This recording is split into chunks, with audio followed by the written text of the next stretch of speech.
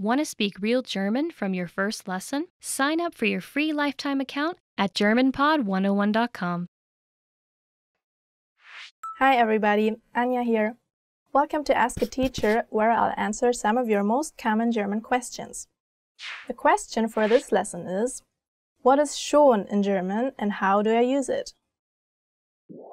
Schon literally means yet or already, such as hast du schon gegessen? Meaning have you eaten yet? Or es ist schon spät. It's already late. It's a really common German expression. Idiomatically, it's often used to make a statement friendlier or add emphasis. Let's do some examples so you can learn how to use schon correctly. A sample sentence would be es ist schon okay, which simply means it's okay. Like you would say if you were forgiving someone who has offended you. It would be possible to use the sentence es ist okay, but this might seem a bit short and distant. You can think of it as saying, it's okay, it has already been forgiven and forgotten. Another example is schon gut, which literally translates to already good, it's okay, or apology accepted. This can be used as a response to someone apologizing for a minor mistake. For example, schon gut, mach dir keine Sorgen, which means it's okay, don't worry. If you're still upset about the situation, you can use the more curt schon gut, which applies, okay, let's not talk about it anymore and move on. You can also use this phrase, schon besser, which literally means already better. You may hear this, for example, if you receive feedback on something like a project or a report, make changes, and then present your changes to your teacher or boss. In this case, they might say, schon besser. This can come across in different ways depending on how it's said. A slow curt schon besser, emphasizing the schon, can come across as better but not good enough. But a friendly oh, das ist schon viel besser sounds much more uplifting and positive and can translate as oh, this is already much better. If you want to step up your German game a little with your friends, you can use the phrase die Sache ist schon gegessen, which literally means the thing has already been eaten. It's an idiom that actually means a negative incident has already been forgotten. Try using it the next time one of your German friends apologizes for something. One last insider hint is be careful not to confuse schon with schön, with an umlaut over the O. That means beautiful. Do you have any more questions? Leave them in the comments and I'll try to answer them. Tschüss, bis zum nächsten Mal. Bye, see you next time. Hi everybody, Anja here. Welcome to Ask a Teacher, where I'll answer some of your most common German questions. The question for this lesson is, what's the difference between Nein, nicht, and kein? Nein means no, and is used in the same way as the English no, such as Nein danke, no thank you, or wohnst du in Berlin? Nein, ich wohne in Hamburg. Do you live in Berlin? No, I live in Hamburg. Nicht means not, and is used to make a sentence negative. Ich wohne nicht in Berlin. Ich auch nicht mean I don't live in Berlin, me neither, respectively. Kein is also used to make a sentence negative. However, it's only used before nouns with an indefinite article, such as or an in English, or no article at all. In these cases, kein replaces the need for nicht. For example, ich habe einen Hund. Ich habe keinen Hund, which means I have a dog and I don't have a dog, respectively. The second sentence literally means I have a dog. Let's do some more examples so you can learn how to use Nein, nicht, and kein more effectively. Nein on its own is often considered rude, so people add danke in order to make the sentence Nein danke, which means no thank you. For example, Nein danke, ich habe schon gegessen, meaning no thank you, I have already eaten. If someone asks you if you ever have been somewhere such as warst du schon mal in Rom? Have you ever been to Rome before? Simply saying the word Nein might signal to the person you're talking to that the conversation has ended.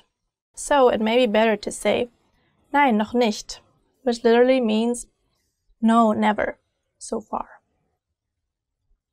With the word nicht, a common expression is noch nicht, which means not yet. It's often the answer to a question containing the word schon, which means already or yet. For example, hast du den Film schon gesehen? Noch nicht. Have you seen the movie yet? Not yet. However, it can also be used to show you're planning on doing something. For example, warst du heute einkaufen? Noch nicht, aber ich gehe gleich. Which means, have you gone shopping today? Not yet, but I will go soon. An example with kein would be, ich habe keine Lust, which is a common expression meaning, I don't want to, or I don't feel like it. It's often used to complain about having to go to work, school, or a similar commitment, such as in, ich habe wirklich keine Lust auf Arbeiten heute, which means, I really don't feel like working today. It would be considered rude to use it as a direct reply to someone asking if you want to do something. In that case, it would be better to say, ich fühle mich nicht nach Arbeiten heute, which also means, I don't feel like working today, but implies that it's because you don't feel well. If you feel like you've got it and really want to challenge yourself, you can use all three in the same sentence with this phrase. Nein, ich kann nicht, ich habe keine Zeit, which means, no, I can't, I don't have time. Do you have any more questions? Leave them in the comments and I'll try to answer them. Tschüss, bis zum nächsten Mal. Bye, see you next time. Hi everybody, Anja here. Welcome to Ask a Teacher, where I'll answer some of your most common German questions. The question for this lesson is, why does German use two different words for joke? Both Witz and Scherz can be translated as joke. Witz is used in the actual sense of telling a joke, and a Scherz can be a prank or an ironic comment. A good insider tip is to know the phrase war ein Scherz. It roughly translates to it was a joke, and is often added after saying something that could potentially offend someone. It's used to either clarify that you're not being serious or even to retract the statement. So if you hear this, don't take what the person said to heart. Let's do some examples so you can use Witz and Scherz correctly. The phrase sehr witzig means very funny. It's often used ironically when you don't find something funny or when you're trying to tease someone. Another example would be, du bist heute aber zu Scherzen aufgelegt. This means you're in a silly mood today. It literally translates to, you've been set up to crack jokes today. The aber meaning but is used for emphasis. An additional good phrase to know is, du machst Witze. This means, are you kidding? Accompanied by a facial expression of disbelief. This might be used when hearing surprising or even shocking news, though nothing too serious, like death or illness from a friend. An interesting fact is that there are two colloquial verbs based on Witz and Scherz. The first is witzeln, meaning to quip, and the second is scherzen, meaning to joke. Both are used when people are being silly and joking around a lot. If you feel like you're getting the hang of German humor, you can try this fun phrase. Hast du einen Clown gefrühstückt? This literally means, have you eaten a clown for breakfast? It's an ironic expression that actually means, well, aren't you being funny or silly today? Do you have any more questions? Leave them in the comments and I'll try to answer them. Tschüss, bis zum nächsten Mal. Bye. Today we're going to talk about 4 techniques to help you stop translating in your head and instead start thinking in your target language. This will allow you to have conversations with ease, read smoothly, and better understand native speakers. These are 4 methods to help you think in a new language. Number 1, surround yourself with your target language. This way, you'll be completely immersed in the language. Without realizing it, you'll learn pronunciation, sentence structures, grammar, and new vocabulary. Play music in the background while you're cooking, or have a radio station on while you study. Just use one of our endless podcasts available to you. These are easy to listen to in the background while doing other things. Number 2, learn through observation. This is how we all learned our native languages as kids. Words will develop their own meanings that relate better to your target language, rather than meanings that are translated directly. Number 3, speak out loud to yourself. Even if you're a little embarrassed, it forces you to listen to how you speak. It makes it much easier to spot simple grammar mistakes. Number 4, practice daily. If you practice everything for only one day, you won't retain the information you learned. The brain can realistically only focus for about 30 minutes. So studying a little every day allows you to absorb better. Follow these steps and have patience. You'll soon be able to achieve your language learning goals. Just make sure to remember these 4 methods. Sign up for your free lifetime account. No credit card required, and you'll get the best free online resources. And start learning more every day.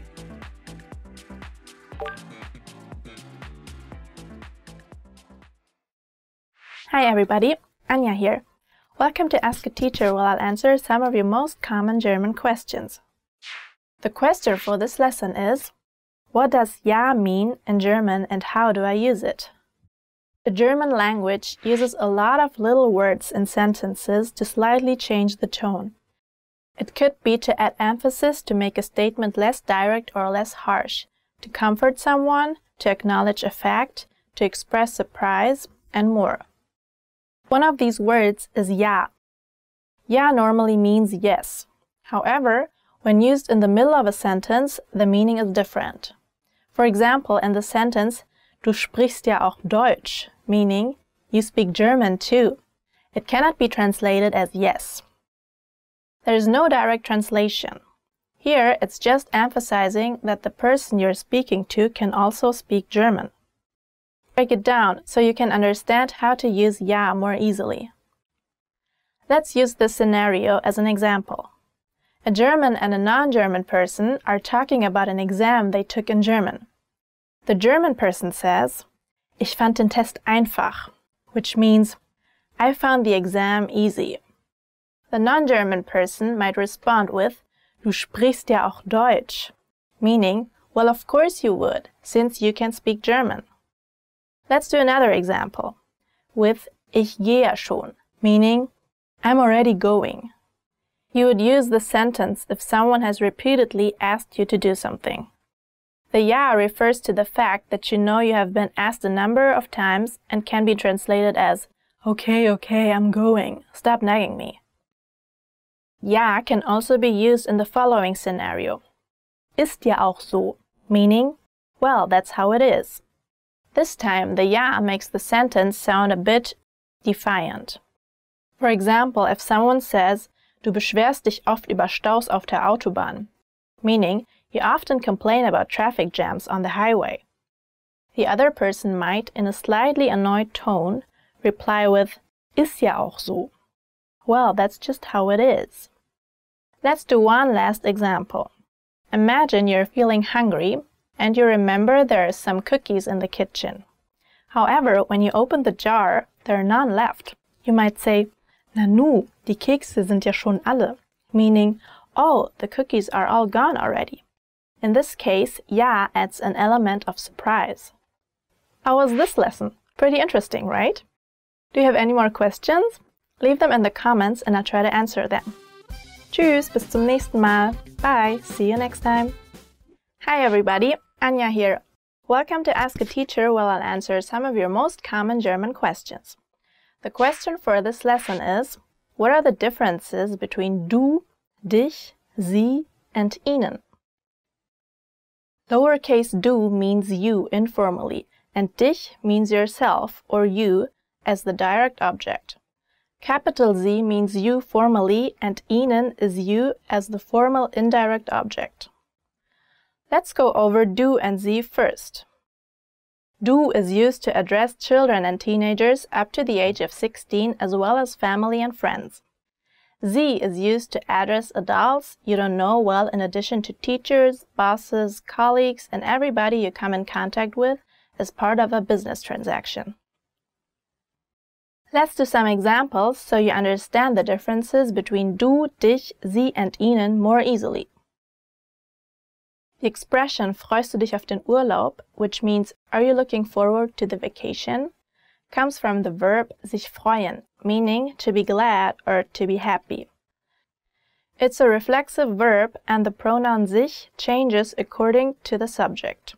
For example, ich freue mich, which means I am happy or I am glad. Du freust dich would be you're happy, and freut sich would be he's happy. Freust du dich auf den Urlaub? Is a common question, especially around school holidays.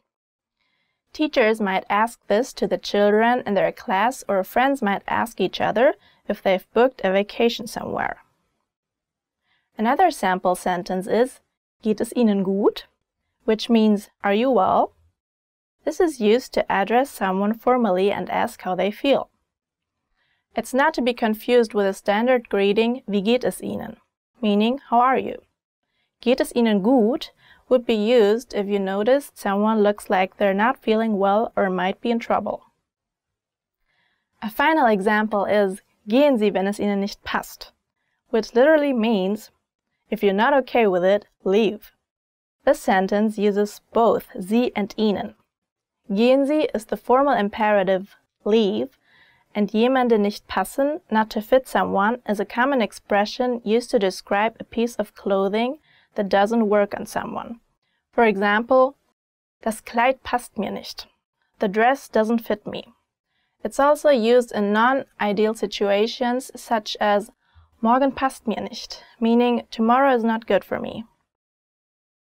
There are two common phrases using du and sie and dich and ihnen respectively. The first one is was machst du, informally, or was machen Sie, formally, both meaning what are you doing?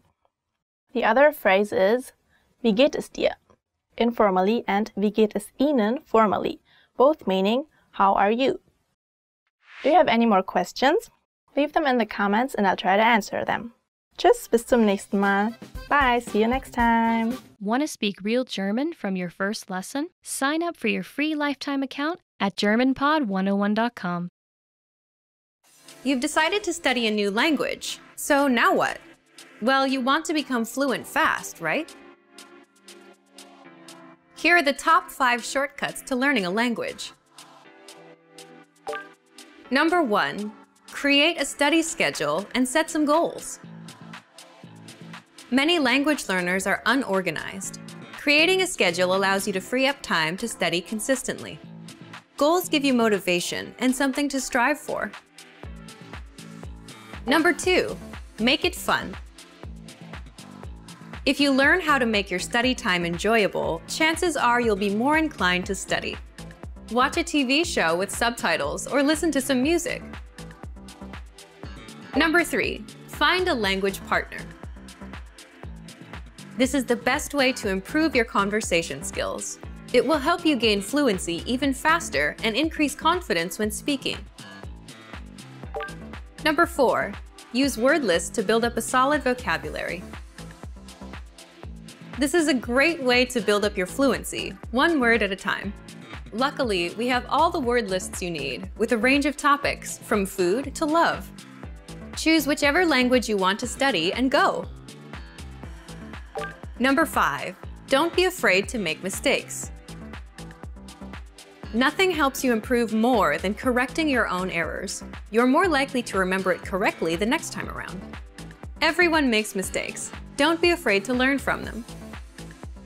There's no magical way to learn a new language overnight, but doing all of these can really help your learning process. And remember, if you're interested in getting on the fast track to fluency, sign up for your free lifetime account. No credit card required, and you'll get the best free online resources. Start learning now. Hi everybody, Anja here. Welcome to Ask a Teacher, where I'll answer some of your most common German questions. The question for this lesson is, What's the difference between ihn and ihm? Ihn and ihm both mean him in German. So how do you know which one to use? Ihn is used for direct objects. That means it answers the question what or whom. Ihm is used for indirect objects. That means it's used in response to questions like to whom or for what. Does that sound confusing? Don't worry, we'll do some examples. Now, there are two things you should know before we dive in. One, because ihn is a direct object, it's used in the accusative case. So it marks the object that's answering what or whom. For example, ich rufe ihn an. I'm calling him. Here, the him is receiving the action called and answering the question, who are you calling? Ihm is used in the dative case, which means it's supposed to mark the indirect object. For example, ich gebe ihm einen Stift, meaning I give him a pen. Here, ich answers the question, who did you give the pen to? Let's do some more examples so you can learn how to use ihn and ihm correctly. First, let's do an example with ihn. Our first sentence is, auch wenn wir ihn nicht mögen, laden wir ihn zur Party ein. This means even though we don't like him, we'll invite him to the party. Here we have the word ihn twice. That's because the object ihn, meaning him, is receiving two actions, dislike and invite, from the subject wir or we. Here, ihn would answer the questions, who do you dislike and who did you invite to the party? Next, let's do an example with ihm. Ich habe ihm ein Geschenk gegeben. This means I gave him a present. In this sentence, the ihm is receiving the present and answers the question. To whom did you give the present? Lastly, let's do an example with both ihm and ihn. Zeigen Sie ihm, dass Sie ihn lieben. Show him that you love him. Sounds romantic, right? Here, the ihm answers the question, to whom are you showing love? And the ihn answers the question, who do you love? How was this lesson? Pretty interesting, right? Do you have any more questions? Leave them in the comments and I'll try to answer them. Tschüss, bis zum nächsten Mal. Bye, see you next time. Hi guys, welcome to German Top Words. This is Elisa and today's topic is 10 ways to remember words. Let's get started right away. Ich höre Lieder und lerne die Liedtexte auswendig. I listen to songs and memorize the lyrics. Yeah, that's true. I wrote them down actually and yeah, it's like a good way, I think. Ich lerne den Ursprung der Wörter näher kennen und wie verschiedene Wörter miteinander verwandt sind. I learn about the roots of words and how different words are related to each other. Where is this from? How can I use it differently? I think too, if you know the meaning of a word, that it's very easy to memorize. Ich lese, schreibe und wiederhole Wörter immer wieder. I read, write and say words over and over again. Well, it's kind of like school. I don't know if you remember, but when I learned, for example, another language, the teacher always made us write like a vocabulary list, words, the meaning, and how to write it. So I think it's a really, really good way to memorize words. Ich schaue oft TV oder YouTube-Videos, die für Kinder gemacht sind. I often watch TV or YouTube videos that are designed for young children. I actually learned English through Harry Potter, which I read all of the books. Ich spreche so oft wie möglich mit Muttersprachlern. I speak as often as possible with native speakers. I really recommend this because native speakers are very natural in their way of even talking, the body language. So I think if you have a chance to talk to native speakers about your everyday life, that's the best way actually to study a language. And of course on the side you should study grammar and all the important things so you can actually talk to the native speaker as well. But I think it's one of the best ways to remember and just get the everyday life language. Ich verbinde neue Wörter mit Wörtern, die ähnlich in meiner Muttersprache klingen. I associate new words with words that sound similar in my native language. Yeah, I think that's something that you do naturally, actually, when that's what I do in English. I translate it in my head in German automatically. And it's actually interesting to see how many languages are very similar to each other. I think this is a really good way to remember new words and use them. Ich versuche, auf Deutsch zu denken, damit sich meine Denkweise anpasst. I try to think in German, so it becomes natural to my thought process. Yeah, this is, I think, a little bit harder maybe, but it's definitely worth a try because your thoughts are something you maybe can't really control, and so if you really think in German, it just becomes more natural to speak. So definitely try to think in German and maybe write things down so you memorize them and use them. Ich versuche routinemäßig die Sprache auf mein tägliches Leben anzuwenden. I try to use the language routinely in the context of my daily life. Yeah, that's, I think, very important to just going to the supermarket, writing down what you need in German, or just your everyday when you wake up and just think of your every task you want to do, or if you just think or write it down in German, it just makes much more of a difference. So viel wie möglich zu lesen, vor allem Zeitungen, hilft mir dabei, sich Wörter zu merken. Reading as much as possible, especially the newspaper, helps me to remember words. Once you can read and understand the newspaper, it's very advanced, and so I recommend that as well. Even reading in general makes such a big difference. Ich verbinde Wörter mit Zeichnungen, Bilder und lustigen Szenen. I associate words with drawings, pictures, and funny scenes.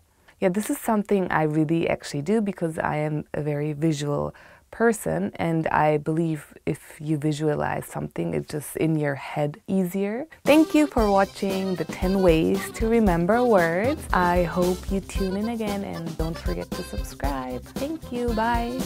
Want to get cheat sheets, audiobooks, lessons, apps, and much more every month for free? Just click the link in the description to get your free language gifts of the month. Hi everybody, Anja here. Welcome to Ask a Teacher, where I'll answer some of your most common German questions. The question for this lesson is, what are the different versions of ein and eine, and how do I use them? Ein and eine are indefinite articles like a and an in English. You can also use these articles for the word one, but only when you're counting. For example, ein Hund, one dog, or eine Katze, one cat. They shouldn't be confused with the actual number for one, which is eins. Ein is used for masculine and neuter nouns. One man is masculine, so it would be ein Mann, while one house is neuter, so it would be ein Haus. Eine is used for feminine nouns. Eine Frau, for example, would be one woman. The indefinite article changes according to the case of the noun. There are 4 cases: nominative, accusative, genitive, and dative. If the noun is in the nominative case, the articles are ein in masculine and neuter and eine in feminine. For example, es ist ein schönes Haus, meaning it's a nice house. If the noun is in the accusative case, it's einen masculine, eine feminine, and ein neuter. An example would be, ich rufe einen Kollegen an. I am calling a male colleague. If the noun is in the genitive case, the articles change to eines, masculine neuter, and einer, feminine. For example, es ist das Auto einer Freundin, meaning it's the car of a female friend. If the noun is in the dative case, the articles change to einem, masculine, neuter, and einer, feminine. For example, das Land gehört einem Unternehmen, meaning the land belongs to a neuter company. The accusative case is the only case in which the masculine and the neuter indefinite articles are different from each other. For feminine indefinite articles, eine in nominative and accusative or einer in genitive and dative are the only options. If you feel like you have a handle on indefinite articles, try this fun sentence. Ich habe einen Hund, eine Katze und ein Meerschweinchen, which means I have a dog, a cat, and a guinea pig. Do you have any more questions? Leave them in the comments and I'll try to answer them. Tschüss, bis zum nächsten Mal. Bye, see you next time. Hi everybody, Anja here. Welcome to Ask a Teacher, where I'll answer some of your most common German questions. The question for this lesson is, what's the difference between kein or keine and nicht? Kein or keine and nicht are used to make negative sentences. So how do you know which one to use? Let's go over them together. Nicht is used in sentences with definite articles like the in English. For example, ich mag das Essen nicht. I don't like the food. Nicht is also placed before verbs in sentences such as ich kann nicht kochen, meaning I can't cook. Here the word nicht comes before the word kochen, meaning to cook. Kein and keine are used in sentences with indefinite articles like the English a or en, or when there is no article at all. For example, ich spreche kein Deutsch. I don't speak German. Let's do some examples so you can learn how to use kein, keine, and nicht correctly. Let's start with nicht. Ich kann das Buch nicht finden, das ich gestern gekauft hatte. I can't find the book I bought yesterday. In this sentence, we have das Buch. Das is the definite article the, so we need to use nicht. Now let's do an example with kein, keine. Ich kann keine Bücher mehr sehen. This expression literally means I can't see any books anymore, but is actually an idiom meaning I have had enough of studying. There is no article, so we need to use kein or keine. You can use this expression to talk about anything you're tired of doing. Another example would be, ich kann keine Nudeln mehr sehen. I can't see pasta anymore, which you may use if you've been eating the same meal every day for a week. Let's do one last example using both nicht and kein, keine. Ich würde nicht spazieren gehen, wenn ich keinen Hund hätte. I wouldn't go for a walk if I didn't have a dog. Here, nicht is used before the verb spazieren, meaning walk, and keinen, the conjugated form of kein, keine, in the male accusative case, is used in reference to the noun with the indefinite article Hund, meaning a dog. How was this lesson? Pretty interesting, right? Do you have any more questions? Leave them in the comments and I'll try to answer them. Tschüss, bis zum nächsten Mal. Bye, see you next time. Hi everybody, Anja here. Welcome to Ask a Teacher, where I'll answer some of your most common German questions. The question for this lesson is, what is the difference between Urlaub and Ferien? Ferien and Urlaub can both be translated as vacation or holiday. Urlaub originally comes from the verb erlauben, or to allow, meaning you were asking to be allowed to leave work. Ferien is used to refer to a period of free time with no school or work. These vacations have been set by the government, for example, summer holidays, Christmas holidays, Easter holidays, and so on. Urlaub is used to refer to time an individual takes off from work, which is not set by the country or state. It's also used to refer to an actual vacation. For example, a father and mother might apply for Urlaub, or time off work, so that they can go in den Urlaub, on vacation, with their children. Let's do some examples so you can see how to use Ferien and Urlaub correctly. In den Sommerferien hat die Schule zu. For example, means the school is closed during the summer holidays. Ferien is used as Sommerferien, which means summer holidays.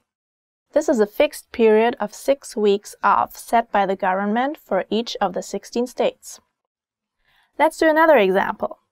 Ich bin nächste Woche nicht im Büro, weil ich Urlaub habe, which means I won't be in the office next week because I have a week off. Here, Urlaub is used.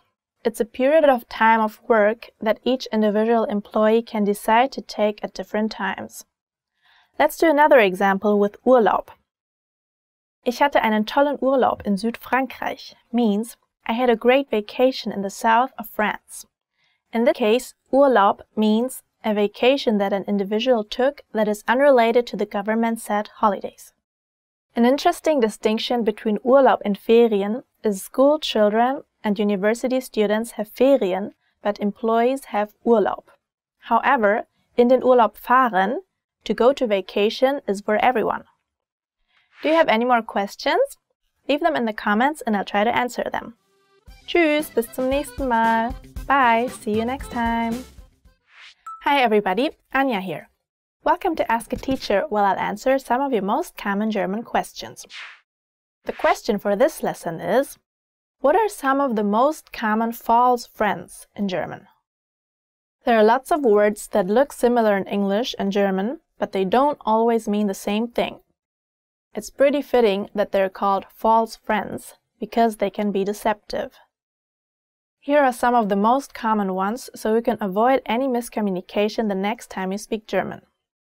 Billionen in German means trillion, not billion, so be careful when you're reading financial information in the newspaper. For example, if you read, Die Bürger müssen 30 Billionen Euro Steuern zahlen innerhalb eines Jahres. That literally means the citizens have to pay 30 trillion euros in taxes in a year. That's a big difference. The word billion in German is actually Milliarden. Just make sure not to confuse it with million. Next, Brand is fire, not brand. For example, if you hear the sentence, Der Mann hat den Brand mit seiner Jacke gelöscht. He isn't talking about the brand of his coat. That actually means the man extinguished the fire with his coat. The word brand in German actually is Marke. If you're in a hurry, be careful not to use the word fast, which actually means almost. So for example, das ist fast alles doesn't mean it was done quickly. It actually means it's almost done. Fast in German is actually schnell. You should be really careful if you want to give someone a gift in German. This is because das Gift actually means the poison. So if you hear in a fairy tale that die Hexe gab das Gift, it actually means the witch gave the poison and not a nice present. That would be das Geschenk, the gift. If you're at the supermarket and overhear someone saying the word Taste, it doesn't mean they're talking about eating. The word Taste actually means to feel or to touch something. Like in this example. Taste mal die Pfirsiche, sicher zu gehen, dass sie reif sind. This means feel the peaches so you're sure that they're ripe. To taste in German is actually probieren. Let's do one more. If you hear someone say the word groß, it doesn't mean gross. It just means that something is big. For example, das Haus ist groß. The house is big. I hope that clears things up. Pretty interesting, right? Please leave any more questions in the comments below and I'll try to answer them. Tschüss, bis zum nächsten Mal. Bye, see you next time. Hi everybody, Anja here. Welcome to Ask a Teacher, where I'll answer some of your most common German questions. The question for this lesson is, what is the difference between Entschuldigung, Entschuldigen Sie, and Entschuldige? Let's start from the beginning. The verb entschuldigen can be literally translated as to take away the guilt, with die Schuld meaning the guilt. This means you're asking the other person to free you from feeling guilty for whatever you're apologizing for. Both Entschuldigung and Entschuldigen Sie, which are formal, and Entschuldige, which is informal, are used to apologize to someone. Entschuldigen Sie und Entschuldige are the imperative of entschuldigen, which means to excuse, and Entschuldigung means apology. While both expressions can often be used interchangeably, a conversation between a parent and their child might go like this: Entschuldige dich, apologize, to which the child will reply Entschuldigung, meaning apology, or more naturally in English, sorry. Entschuldigung can often stand on its own as an apology, but entschuldigen Sie or entschuldige often need another sentence to explain what you're apologizing for, such as entschuldigen Sie, dass ich zu spät war, which means excuse me being late, or entschuldigen Sie die Störung, meaning excuse the disruption. Entschuldigen Sie is formal, so this would be used at work, for example, when a colleague disrupts a meeting, or, very politely, simply before asking a colleague a question. Another common phrase is Entschuldigung, das wollte ich nicht, meaning apologies, I didn't want that to happen. This can be used in many situations, and the das wollte ich nicht implies that whatever you did was an accident. This phrase can be used for anything from apologizing for dropping a plate at home to apologizing to your boss for breaking your computer at work. It's usually used when your mistake was noticed by another person and that person makes you aware of what you did. Another example is ist entschuldigt, which directly translates as he's excused. This is commonly only at school, when parents write a note for their children when they are sick. Their absence is then called an entschuldigt. In casual situations, for example, if a friend is a few minutes late, many people would just shorten this phrase by saying Entschuldigung. For example, Entschuldigung, ich stand im Stau, which means, sorry, I was caught in traffic. Increasingly, people also say just sorry in very casual or friendly situations. If you have any more questions, please leave them in the comments below and I'll try to answer them. Tschüss, bis zum nächsten Mal. Bye, see you next time. Hi everybody, Anja here. Welcome to Ask a Teacher, where I'll answer some of your most common German questions. The question for this lesson is, what is the difference between wohnen and leben? Wohnen and leben can both be translated as to live and are often used interchangeably in German. For example, you could say ich wohne in Deutschland or ich lebe in Deutschland, and both would mean I live in Germany.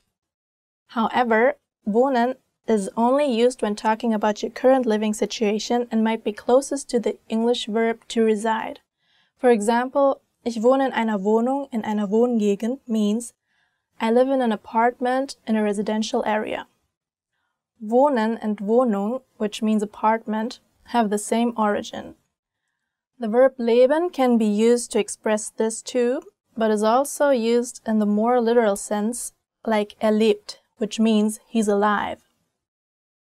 Let's do some examples so you can see how to use wohnen and leben correctly. In this sentence, ich wohne in Berlin, which means I live or reside in Berlin, wohnen is more commonly used than leben because it's talking about your address. However, both verbs are possible. The sentence, meine Katze ist sehr alt, aber sie lebt noch, which means my cat is very old but she's still alive, uses the word leben because it's talking about the physical state of your cat. Here is a sentence that uses both leben and wohnen. Ich habe ein Jahr im Ausland gelebt und in einer WG gewohnt. This means I lived abroad for a year and resided in a share house. When referring to an experience such as living abroad, leben is commonly used because it usually implies the experience of living rather than just where your address would be in that foreign country. However, when discussing the actual living situation, we used wohnen to talk about the share house, which in German is a WG or Wohngemeinschaft. When in doubt, the verb leben is a safe bet, as it always fits whenever you want to express to live. Wohnen, however, can only be used when expressing living in the sense of residing. It's more commonly used than the English verb to reside, though. Do you have any more questions? Leave them in the comments and I'll try to answer them. Tschüss, bis zum nächsten Mal. Bye, see you next time. Hi everybody, Anja here. Welcome to Ask a Teacher, where I'll answer some of your most common German questions. The question for this lesson is, what is the difference between lowercase z and capital Z? Z with a capital S means you in the plural, and Z with a lowercase s means she, singular, and they, plural. The German language has a formal and an informal way of addressing people. The formal address is used when speaking with adults, excluding family and friends, and is used in everyday life. It's often used with your colleagues at work and always in business situations, such as between a customer and a sales clerk. The informal address is used for children and young teenagers up to the age of 16. Let's do some examples so that you can learn how to use capital Z and lowercase z correctly. In this sentence, sie geht jeden Tag einkaufen, which means she goes shopping every day. Sie is capitalized, therefore it means she. It's also at the beginning of the sentence. The third person singular geht is from the verb gehen, which means to go, so there is no confusion that the proper address is she. Now take the sentence, sie gehen oft zusammen in die Stadt, meaning they often go into town together. Here, sie is only capitalized because it's at the beginning of the sentence and means they. As this is a statement, not a question, it's clear that it means they, despite using the same conjugation gehen as the formal sie. Another example is, gehen Sie heute früher nach Hause? Which means, are you going home earlier today? In this case, the sie is the formal you and is used to ask a person a question.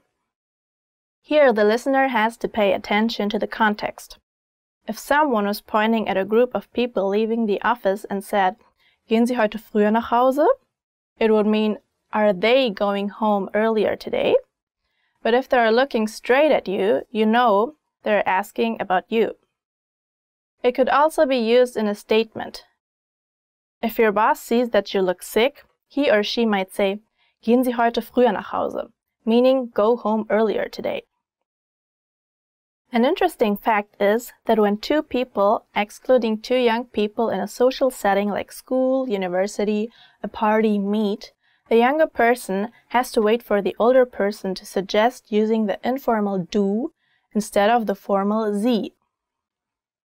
If you're feeling confident about the differences between sie and sie, try this tongue twister. Sind Sie sicher, dass sie begleiten soll? That means, are you sure that she's supposed to accompany you?